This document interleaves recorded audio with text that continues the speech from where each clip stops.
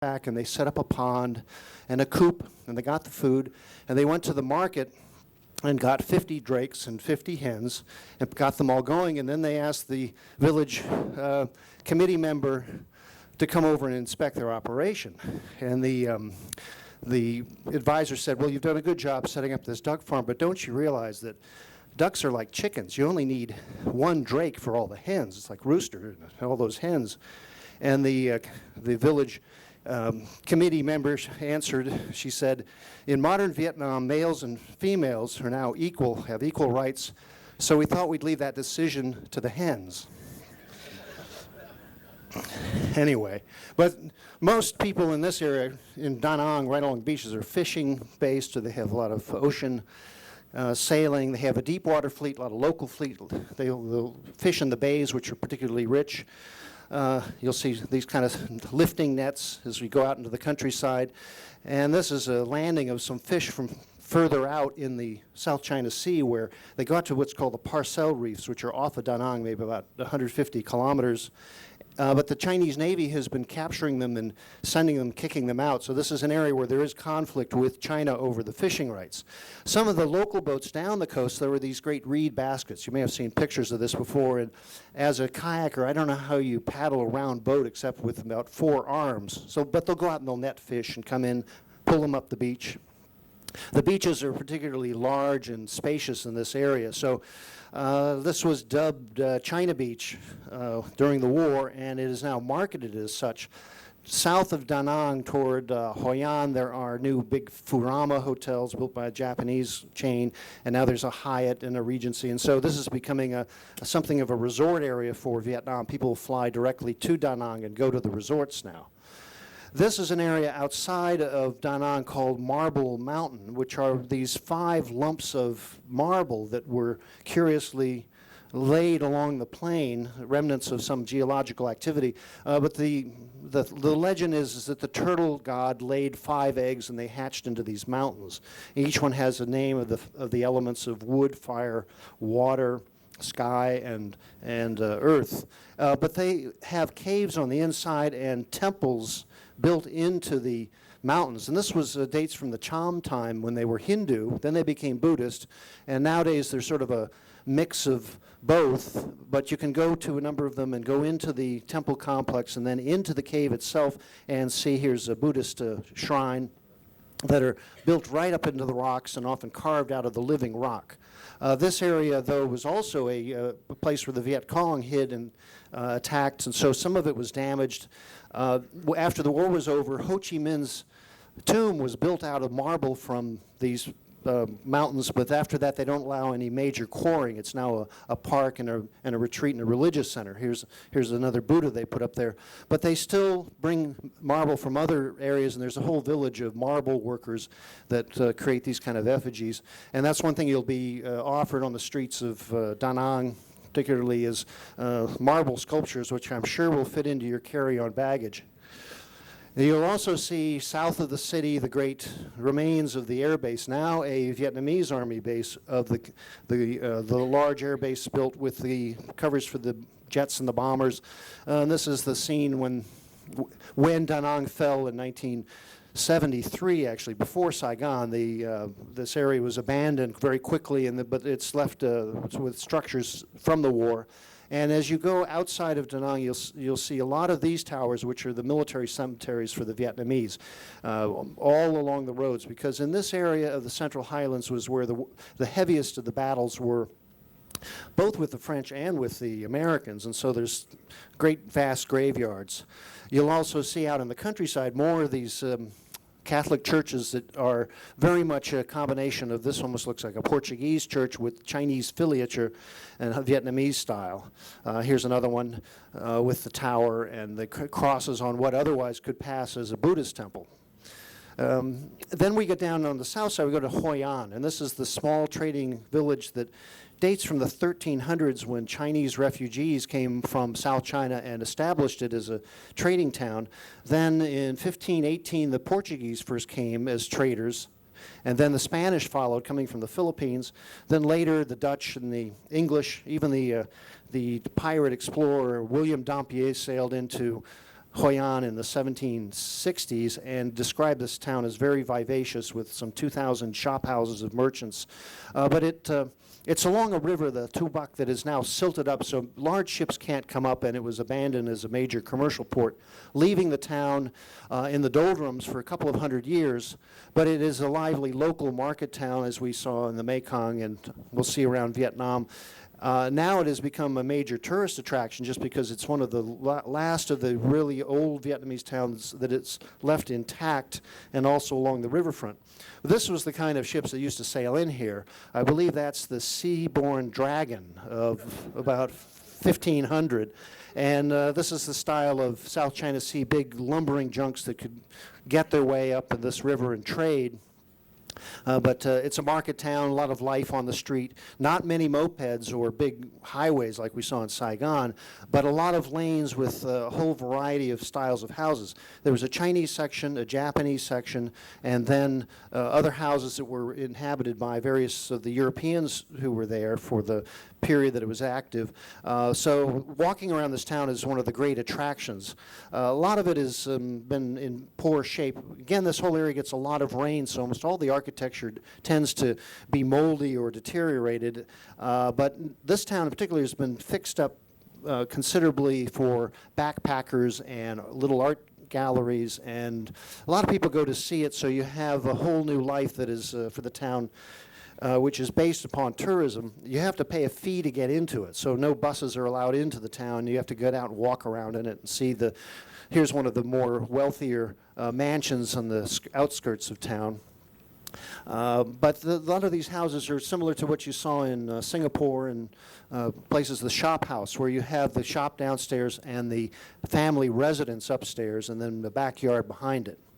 This is the Japanese bridge. Now, the Japanese community came in early in the Tokugawa era, before they were banned from any external commerce. So a fleet of 64 Japanese junks arrived to set up a trading post so they could purchase sandalwood and silk, which are the greatest of the trade goods. Then they built a bridge to an area they built their houses upon, and that spanned a little creek to the Chinese side. And on the front gate of this bridge, there's the dog for the Chinese side and the monkeys for the Japanese side. So that's how I guess they considered each other, but they were just there to do business. It's one of the few bridges that has a pagoda-like roof over it. And so this is an architectural gem of the town, but not very big. It's just a short walk from the center of town and a short walk through it. Here's a Velo bicyclist coming out of the bridge. There's a large Chinese temple, the Chuancong Temple, built in a Fujianese style, but you can see it has the Chinese characters, Jinchan Si, which curiously is the name in Chinese for San Francisco. But this is not, there's one in San Francisco too. It has the typical South Chinese elaborate ceramic sculptures. This is one of the immortals and a dragon, and outside another lion to protect the temple. Inside there's a altar to Tianmu, who is the goddess of the sea. Since most of these people were sea traders, this is a typical South China Sea temple in the Chinese style. Now, there are no Chinese, Japanese, or many foreigners that live in this town anymore, so it has become Vietnamese and has a Vietnamese cuisine. Here they're making a kind of a rice noodle, which is a feature of the town. Like we saw the other day, how they make that fine rice paper to roll their spring rolls. They'll have this kind of cuisine. Especially the town, though, is crabs in lemongrass.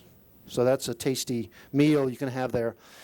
They have a lot of arts and crafts also, these kind of Happy Buddha masks, and especially lanterns. And in the Lunar New Year, which we just missed, they had a whole lantern festival, which the whole town is decorated in these kind of silk lanterns. Now, as you go north from Da Nang, though, we go to a town called Lan So, which is over the mountains in a large bay, beautiful scenic area with, again, more beaches and up these bridges. A lot of these bridges that were going between the north and the south were dynamited by the Viet Minh versus the French, and then later they were dynamited by the Viet Cong, and now they are, of course, open for traffic. You just have to pay a toll, which is the modern way to stop traffic. But it's a beautiful stretch of, you see the mountains are right next to the sea, which of course is the most classic scenery. And then you go up in an area called the Hue Danang Pass, which is the main mountain ridge that comes down to the sea and was the traditional border between the North and South Vietnam. Now there, you can see this from the sky, that the trail actually goes around the mountain and then down into the lowlands on the north side, but it has, it's still standing to this day, the great Annam Gate. It was only permitted people were allowed to cross this pass, the government officials and then those who were authorized to trade or travel south. And the southern Vietnamese were mostly families who were sent to the south to settle all the way down to the Mekong Delta, but they had to have special permit to go through this pass to then have a life in the south. Nowadays it's a modern highway, and those of you or us that are going to Hue will drive over this pass, and it is often misty, and it's kind of in the old days on one of those unmotorized motorcycles called a horse. It was quite difficult passage. But nowadays you go down and then you can see the scenery on the future, and then you come to the city of Hue. Now this is the old capital. Predates Hanoi by as a city, but Hanoi, of course, is now the modern capital. Hue was built long before it became the capital, though. It was a trading town along the Perfume River. And then the Emperor Jia Long brought the capital to Hue to unify the country. And here's a map of the center city, the citadel, what they call the foreigners of the French city on the south side. And then a note, all of these tombs of the 12 emperors are up the river. This town is, like we saw in the Mekong Delta, a aquatic-based trading town.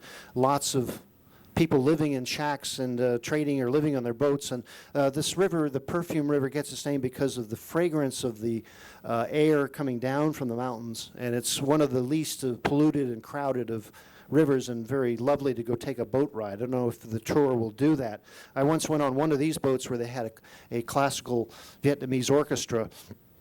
And so there's a lot of life on the river, and traditionally they had what they call flower boats, where you could go and have a young lady pour you tea and comfort, and you could spend the night on one of those boats. Not on our tour plan these days. But life goes on, new generation is there, and the town is flat, so it's good for bicycling. And again, it's not a very big or crowded town. It's only about 200,000 people in it. But it has a tradition of education and let's say the elite culture that characterized an imperial court city. So you have a famous academy called the Quan Loc Academy of Vietnamese Studies, which predates any other university in Vietnam. It also gets a lot of rain, though, so I advise you to take either a ship's umbrella or a poncho, because even if it starts out clear, there's a lot of rain that can suddenly downpour coming out of the mountains down into Hue.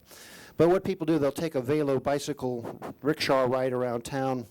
It has its quarters and old housing like Hoi An, except that much of it was damaged during the war. Whole areas were flattened. There's a few districts in the old town, but the center of the town is this great citadel, the former imperial palace.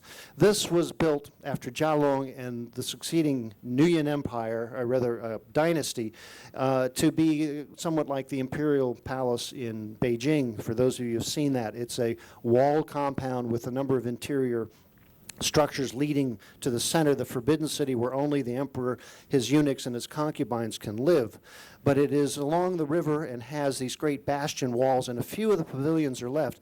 Much of it was destroyed, though. Some of it has been rebuilt in recent years, but this was a very vast palace area that, again, Jia Long established. He brought the court and the ancestral tablets down to Hue in 1802, and then his guards and his tax collectors came out of Hue and built this great palace, often at corvée labor and extortionism of the hard labor of the people. But the legacy is the only remaining royal palace in Vietnam. There's nothing left in North Vietnam. There never was a palace in South Vietnam. But this particular complex was so badly damaged that you'll still see the walls are pockmarked with shell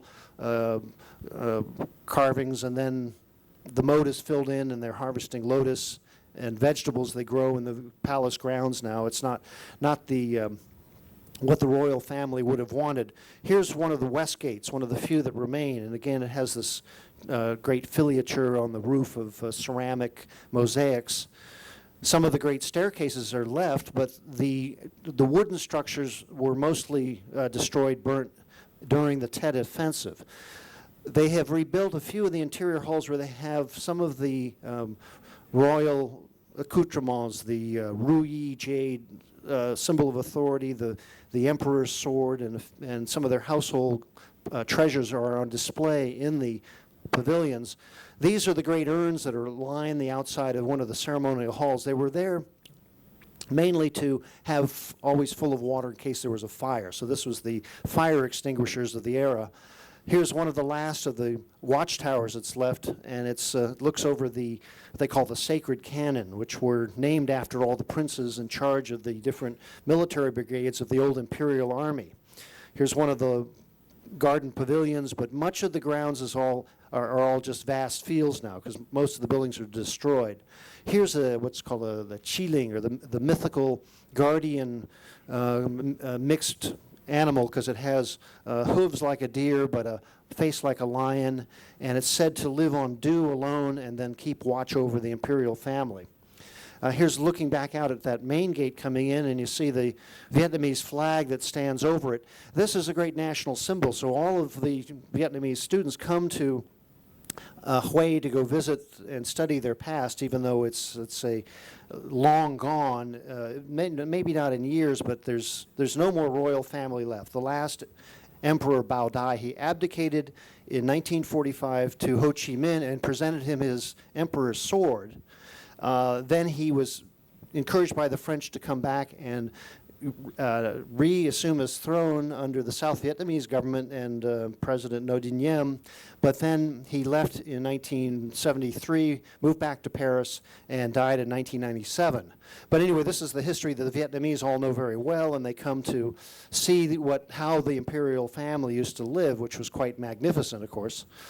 You can have a taste of it yourself if you can don the robes and pose properly. She's holding ancestral tablets right there. I don't know if it's her family or her royal family. Then there's a lot of symbols. This is one of the guardian bas-relief in one of the halls. Here's another one of that Trung Man Hong, who was the Vietnamese prince who led the army and defeated the Mongol invasion of Vietnam in 1234. But I took a picture of this part of the palace. Says, "Don't sit on the fence," which is sort of I would say a motto for what happened to Vietnam, because I described how Vietnam had leadership that were uncompromising. You were either a ally or you were a traitor, and there was all the moderates were driven out or lost in all of the warfare. And Tet offensive in Hue was the crucial event that drove the end of the war for this period, where the North Vietnamese army and the Viet Cong came and took the citadel, surprised everybody during the holiday season by coming and seizing the center city for 25 days. And they came in with lists of people that were government officials and others that were South Vietnamese government or assisting in the struggle, and they murdered over 3,000 people during their occupation before the South Vietnamese Army and the U.S. Marines came, as in this battle map, came and retook the city, killed an estimated 10,000 North Vietnamese. So it was one of those Pyrrhic victories for the North, though. They lost more men. They did not keep control of the city, but it broke the back of the support for the war. And of course, it was one of the most bitter battles of the war, and it did a lot of damage to the city itself and especially to the citadel and the imperial palace. And so you can read the details in some of the military history, but the remains that we'll see today are these broad fields where there's only a few buildings left of the imperial city. This is the platform of the highest of the towers. It was some 25 meters high, but it was completely demolished by artillery fire during the war, and now that's sort of a symbol of the tragedy of Hue. I'm actually going to stop there and read a commentary of one of the Vietnamese writer from Hue, who described that this woman, Na Cha, wrote a book called Put on the Mourning Cloth for Hue, and she subtitled her book, A Brief Preface Written to Accept Guilt. And she says, a small dog caught in the crossfire from the sides on the Perfume River ran off barking, fleeing wildly along the bank, and it became a humorous target for the ready guns on the opposite bank. They fired until the wretched dog leaped into the river from fear, and then the other side fired at any spot on the bank where the small dog would attempt to scramble ashore. These shots were fired in jest with no intention of killing that little dog, only teasing it, keeping it precariously stranded in the midstream in order to have an amusing story to accompany the blood and the flames. How different is the city of Hue, and perhaps even our entire miserable nation as well, from the plight of that small dog precariously stranded in midstream. Our generation, this generation so fond of showing off by using the prettiest of phrases, not only must we tie the cloth of mourning for Hue, for our ravished homeland, but we must accept our guilt for what happened in Hue and for our nation as well. And so this city is sort of haunted by not just the recent war, but also by its imperial past. And these were particularly self-indulgent and incompetent rulers, and they really let down the mandate of heaven and the Confucian ideal of a good leadership, and they were constantly indulging themselves and then betraying their own people. Here's one of the princes in the 1700s who got all dandied up for a portrait in the European style. Here is one of the later emperors, Emperor Qin, who has a great tomb outside of Hue. But you can see this picture was taken in 1900, and he was, let's say, living well in the past. Many of them had let's say over 100 wives, more concubines. They lived on their feasts and their opium pipe, and they didn't really take care of their country. When the French invaded in the 1850s, the Emperor Tuduk called off any resistance by appealing to the gods and his own righteousness. He sent a letter to his general saying that